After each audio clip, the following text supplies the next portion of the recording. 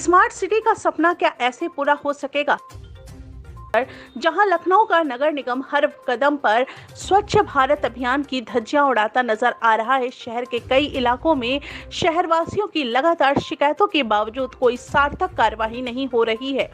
ऐसे में लखनऊ अहियागंज इलाका बर्तन उद्योग का सबसे बड़ा केंद्र माना जाता है, जिसकी कुछ सड़कें पानी वाले रोड के नाम से मशहूर होती जा रही है, क्योंकि उन जगहों पर पिछले कई महीनों से गंदा पानी भरा हुआ है। काफी शिकायतों के बाद भी नगर निगम आंख बंद किए बैठा है, जिस कारण वो इलाका बीमारियों का अड्डा बनता जा रहा है। नखास चौराहे का ट्रैफिक लगभग हर वक्त जाम रहता है, जिसकी वजह से 40% राहगीर इसी रोड से निकलते थे, पर कई हफ्तों से भरे इस पानी की वजह से ये रोड पूरी तरह से ब्लॉक हो गया, जिसमें ये 40% राहगीर कई मर्तबा एम्बुलेंस, गंभीर मरीज नखास के उसी जाम में फंसे रहते हैं। बगल में स्कूल भी है, जानने मुन्ने बच्चे रोज आना जाना होता है, काफी परेशानी उठाकर नौनिहाल स्कूल आने को मजबूर है। काफी शिकायतों के बाद भी किसी जिम्मेदार की आंख नहीं खुल रही और इस विभत्स समस्या का समाधान नहीं हो रहा है। ऐसे में हर शख्स ये सोचने पर मजबूर है कि स्मार्ट सिटी का सपना क्या ऐसे पूरा हो सकेगा। इस कटरा उतरा हाँ मैं यहीं पे रहता हूँ और आप देख रहे हैं कितनी अनहाइजीनिक कंडीशंस हैं यहाँ के ऊपर। और इस सितंबर के महीने के अंदर बीमारी का प्रकोप बना हुआ है, यहाँ से लोगों को आने जाने की असुविधा होती है। ये एक कनेक्टिंग रास्ता है जो यहियागंज से नखास को कनेक्ट करता है, इसे कंगियाली गली कहते हैं। और ये तकरीबन आज की समस्या नहीं है, इसके ऊपर इस इलाके का कोई ऐसा शख्स नहीं है जिसने इसके ऊपर कंप्लेंट न की हो और अपनी जो है वो रुदात हुकूमत तक पहुंचाने की कोशिश न की हो। अलग अलग चैनल से किसी ने जो है वो मेयर के माध्यम से, किसी ने सभासद को, किसी ने नगर पालिका चेयरमैन को, हर शख्स को इसके ताल्लुक से जो है वो पूरी जानकारी है। लेकिन अफसोस ये गुज़िश्ता तकरीबन 5 साल हो गए इसको और ये समस्या इसी तरीके से बनी हुई है।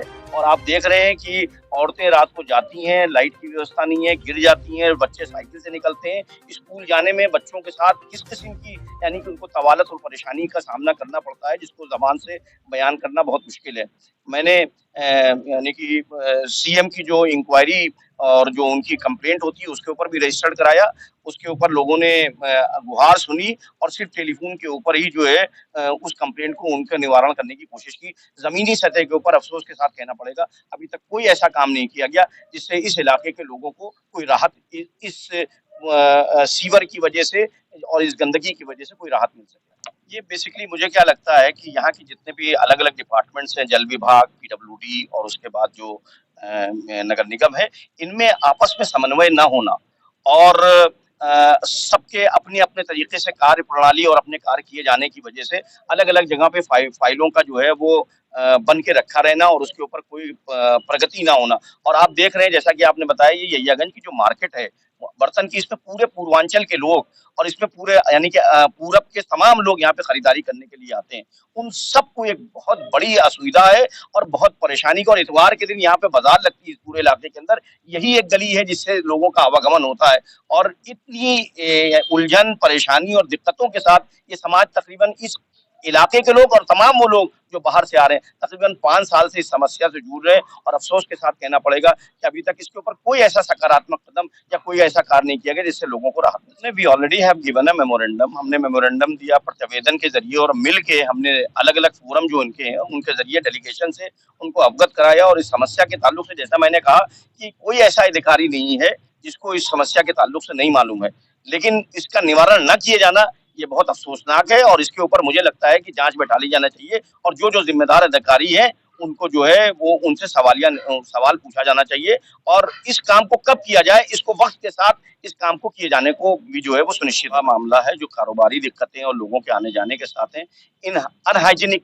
कंडीशंस की वजह से हेल्थ की एक कब से ये दिक्कत है? ये 2 साल से तो मैं देख ही रहा हूँ, 2-3 साल से लगातार इसे भर जाता है। ऐसे भर जाता है और अभी तो इधर बरसात इधर भी नहीं हो इधर रही है। साल भर से कुछ ज्यादा ही भर जाता है। अभी तो बरसात भी नहीं हो रही है। हाँ, बरसात होती है तो बिल्कुल यहाँ से वहाँ तक बिल्कुल नदी दिखती है। मतलब 3 दिन से बरसात नहीं हुई तो ये हाल है।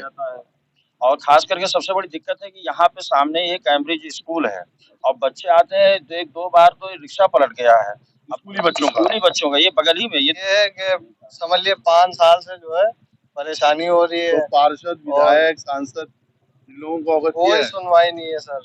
सबको अवगत, सब अवगत है। सब अवगत है, होटल पे भी पड़ी है, बस सब पे पड़ा है, बस कोई सुनवाई नहीं है।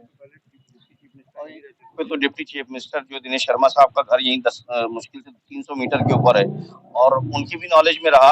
उनके जब वो डिप्टी चीफ मिनिस्टर थे उस वक्त भी था, उनके संज्ञान में गया, उनके ऊपर आवेदन भी दिए गए और उनका क्षेत्र है ये, उनका इलाका है और वो इस शहर से आज से नहीं तकरीबन 50 साल से इस शहर के अंदर वो रह रहे हैं और वो सारी समस्याओं के ताल्लुक से अवगत हैं। उन्हीं ने भी जो है वो उसको सुना और उसके ऊपर कोई ऐसा कदम नहीं उठाया जिससे लोगों को राहत मिल सके।